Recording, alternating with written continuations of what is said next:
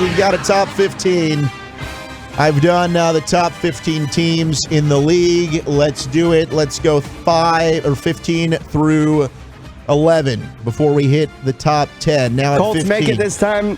Wolchuk. Colts are nowhere to be found. But the they top won. 15. They did win. They did get a win, but they beat a team The that I hell don't was think that very shovel highly pass? of. And, what the hell is Carson Wentz doing? That interception was disgusting. Hey, he's was being horrible. himself out there. That's true. He is being himself out there.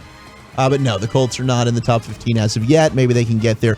I got the Browns. The Saints are at 15 at 4-2. Still just really don't think they're a great football team, but they found a way to get an ugly win over Seattle. The Browns are at 14 at 4-3. Really good run game, but I don't know They're what's happening broken at now. quarterback. They're broken now. They can run the football with the best of them. The Chiefs have the biggest tumble of anybody in the power rankings for this week as they have fallen to 13 at 3-4. I didn't know how far I really wanted to drop the Chiefs because at any moment I still feel like they're capable of flipping that switch. But right now, today, you feel like all 12 teams that you have ranked ahead of the Chiefs would beat the Chiefs today if they were playing a game. As of now, from the body of work that we've seen the Chiefs put out there the last couple of weeks, yes, I do. They're looking like hot ass.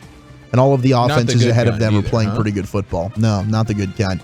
Number 12, I have the Cowboys' opponent for this coming Sunday night.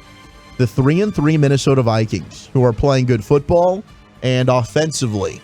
They have a lot of weapons at their disposal. At 3-3, they're coming off the bye. I've got them at number 12. It's fair. Certainly a statement game for them against the Cowboys at home on Sunday night for them to make a leap up in these power rankings if they can get the win over America's team.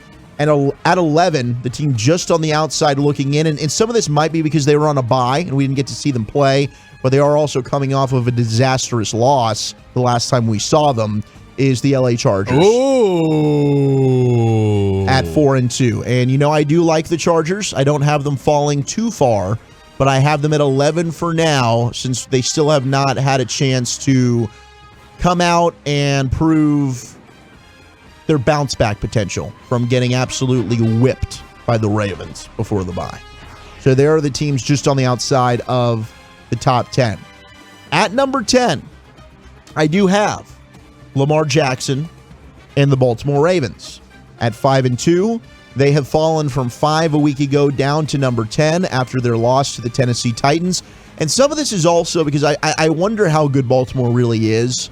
They've won a lot of close games against some teams that really aren't very good. Yeah. That they found a way to squeak out of. And sometimes we can give them the benefit of the doubt and say that's a sign of a good football team.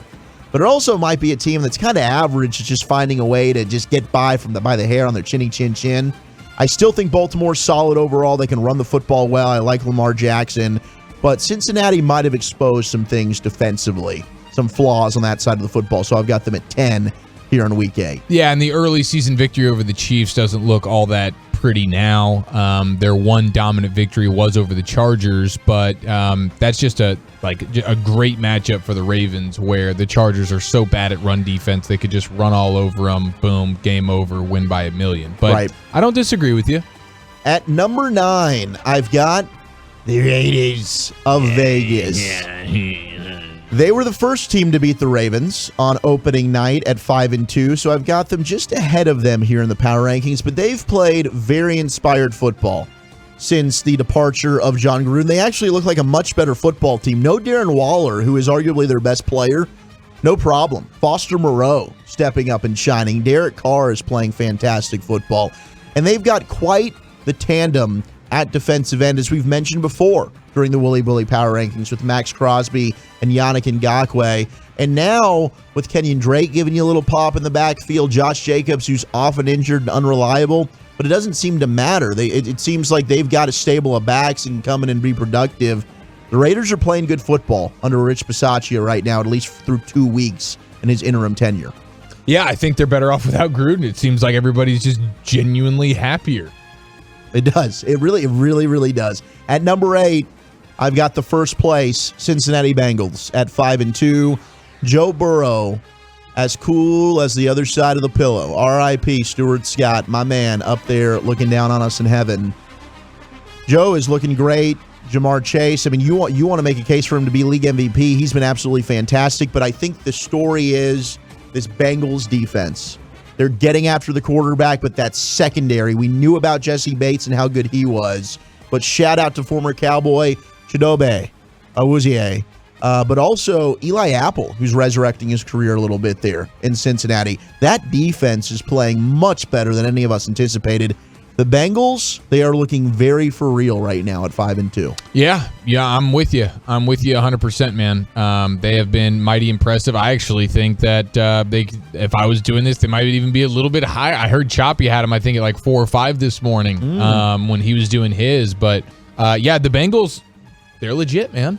At number 7, nobody circles the wagons like the Buffalo Bills. Like the Buffalo Bills. Like the Buffalo Bills. I've got them at 7 at 4-2. I still think they are the best overall team in the AFC, but they are coming off that heartbreaking loss on Monday Night Football. They had the bye, and now they've got to circle those wagons, bounce back. A big blow with Dawson Knox having that broken hand. Not sure how long he's going to be out. But I still love Josh Allen. Emmanuel Sanders has really found his role within that offense. Zach Moss and Devin Singletary, a solid 1-2 punch. That defense needs to step up, but we do see this often. You know, the further along you progress, these defenses kind of start to find their footing, especially once you get that second half of the season. I think you might see that with the Buffalo Bills as well. I mentioned that last week with the Tampa Bay Buccaneers. I think that could happen in Buffalo too. Well, I think Buffalo, I mean, their defense, for the most part, has been one of the best defenses in the league. I think that's skewed. They've been good against bad teams. They have not been good against the good teams. Okay. Now, number 6 is the team that knocked off Buffalo, and they just had a huge win this past Sunday over Kansas City. It is the Tennessee Titans at 5-2. Of Tennessee? Yep. They deserve the respect. They have taken care of business. This is a team that's been there, done that. They've been contending the last few years. They have the monster that is Derrick Henry. But this is another team that we looked at and thought defensively, they're not good. But they have slowly been improving week after week after week. And now they've got A.J. Brown back to playing like the breakout kind of star receiver we thought he could be. He was already a Pro Bowl-esque player, but we thought he can maybe take that leap into a top 10 S-type of receiver. He had a monster game last week, and this might now be where A.J. Brown starts to ascend the rest of the way. Touchdown, Titans! Yeah, A.J. Brown's the real deal. That play-action passing game, the rushing attack. I mean, the biggest thing that's been the surprise is the defense. I'm pretty blown away at their defense, actually. Like, what they did to the Chiefs on Sunday, I mean, good God, holding that offense, say what you want about how they're playing, to 3 points. Unreal. Is insane. And number 5, I've got the Green Bay Packers, led by Aaron Rodgers at 6-1. What a game it'll be tomorrow night. I know it's taken a hit with no Devontae Adams, no Allen Lazard, but the Packers played a lot of games last year without Devontae Adams. They found a way to win a lot of them. They are used to this, and I think you're going to see Aaron Rodgers play some of his best football with Kyler Murray on the other side tomorrow night. I can't wait for this one to get underway and kick off. Packers come in at 6-1 for me.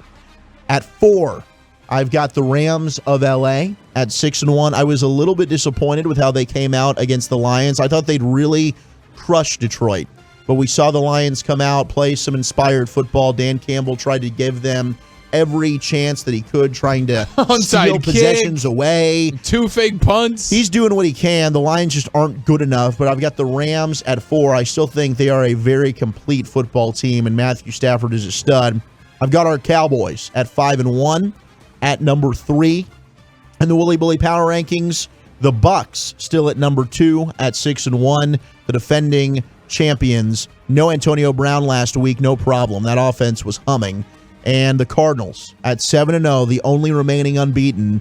They've earned it. They deserve it. They're the number 1 team yet again in the Wooly Bully Power Rankings. We'll see if they can stay unbeaten with a big win, 1 versus 5 in my Power Rankings tomorrow night, Thursday Night Football, the Cardinals and the Packers. Lower the plow and hit the gas, baby. Thank you, Ron Wolfley. There it our is. Friendly monster.